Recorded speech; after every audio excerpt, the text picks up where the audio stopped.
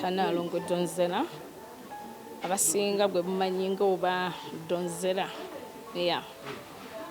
Tuze wano olwaleero ku ddwaliro lya Ndejje Health Center kuyamba ku bakyala abali mu bulumi abagenda okusumuluka. Tubaleetereko ku byetaagisa sabbuuni, baby show z'abaana, sukaali, ebyokunywa. Yeah. Tuli pandemic obwetaavu bungi ate obusobozi bubadde butono nnyo mu bantu abantu tebanaddamu kukola ekitegeera. So n'olwekyo ffe tusazeewo tujja tukole ekyo kisobola ate nga tusobola kuyisaako bantu we tubeera. Tulina kugira ddala eno yennyini gye tusibuka gye tulina okutandikira.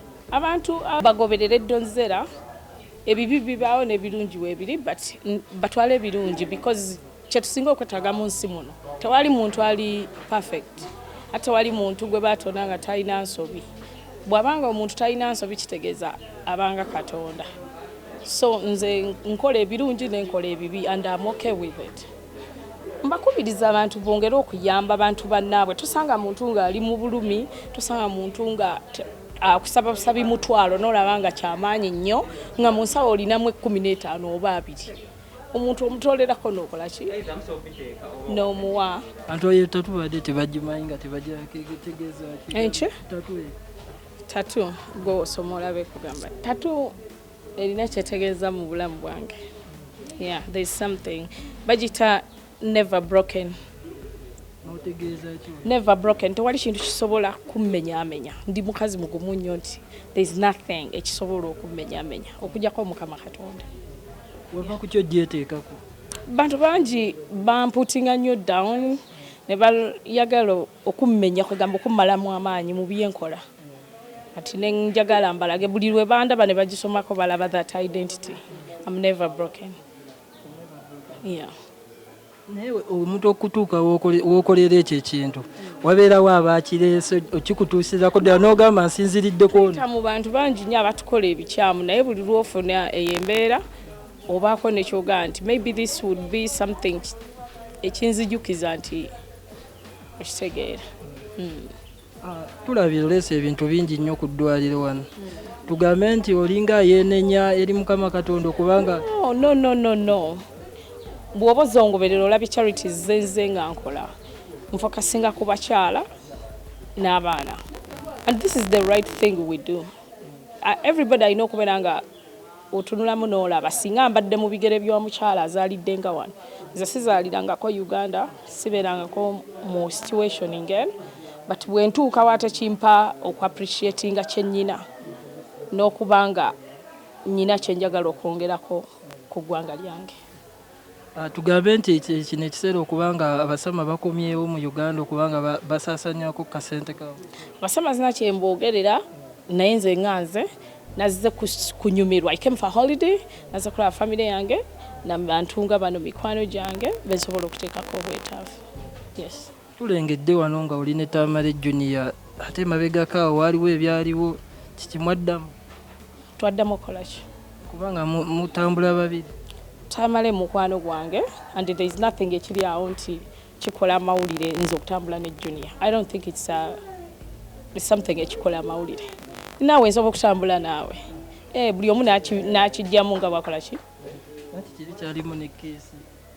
It's okay, it was a moment. Doesn't mean nti twakola embaga, doesn't mean nti twakola ki. It was a moment tuli happy nga bakyali and that was it.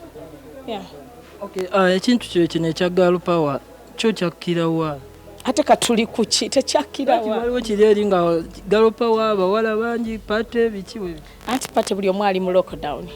Ate tulina okugoberera ebiragiro bya president. Bwe binaggwa era tujja kuba tusobola okukola ki? Ati era ebweru badde bapate zikuba ebivulu batimba. Nakola show tewagiraba yanga ndi ne Angela Kale Girl Power mu July. Bweru batugula era tukola. Tugambe muno zonna z'oleese okumansa wano mejeza. No, sije ziva nina avenues nyingi nnyo ezivaamu sente ez'okulya. Ate swakubulwa sente za kulya naza kunywamu ka coffee ka chai. Oyo tuba tunywa pocket change. abantu abali abadde bakogerera ebisongovu biki bubaka bongera okwogera. I'm never broken, you know, bongera okwogera ate bwe batogerwako yafa. Nze ndi mulamu ate era balina kwogera ku nze. Kati banayogera ku ani bwe batayogere ku Donzera. Amunaki bintu bye ssente ebyo bisudde abantu bangi. Buli agaba ssente tadda. Buli agaba ssente tadda ngulu. So Joyce yetumuleese buli mulwadde anywe. Tutudde eri wansi nga tugaba. Nange nensalawo nteekewo ka Joyce. Kugira ddala eri ku waadi eri wansi mpaka eno yaggula.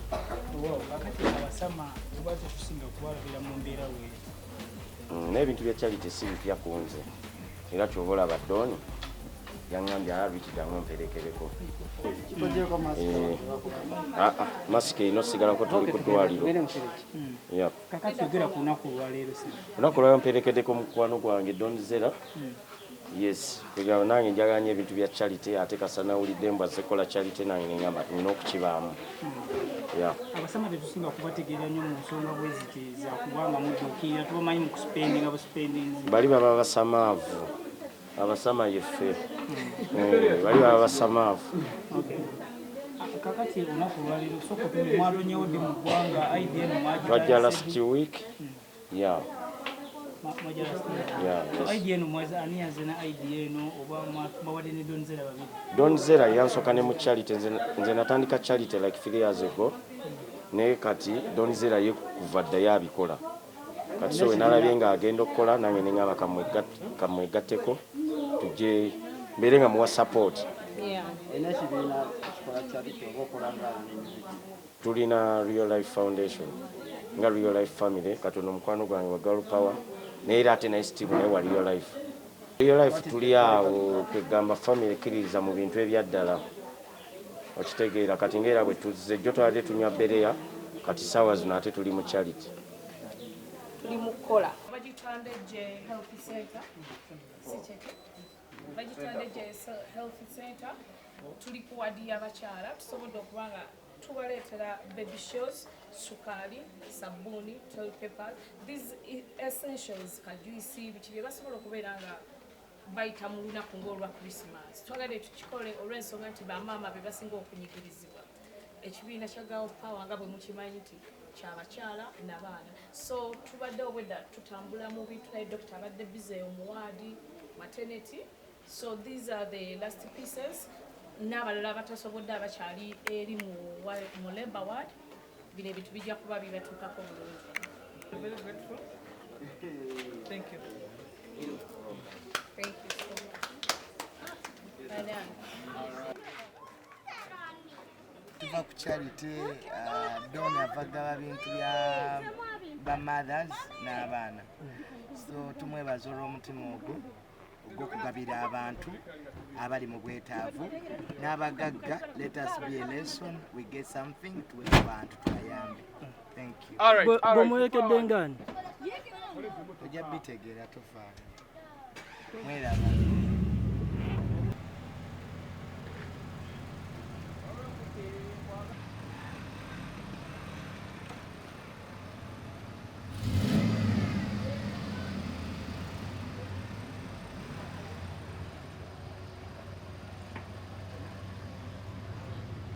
Yaman, Neje Health Center, tumaze okukola.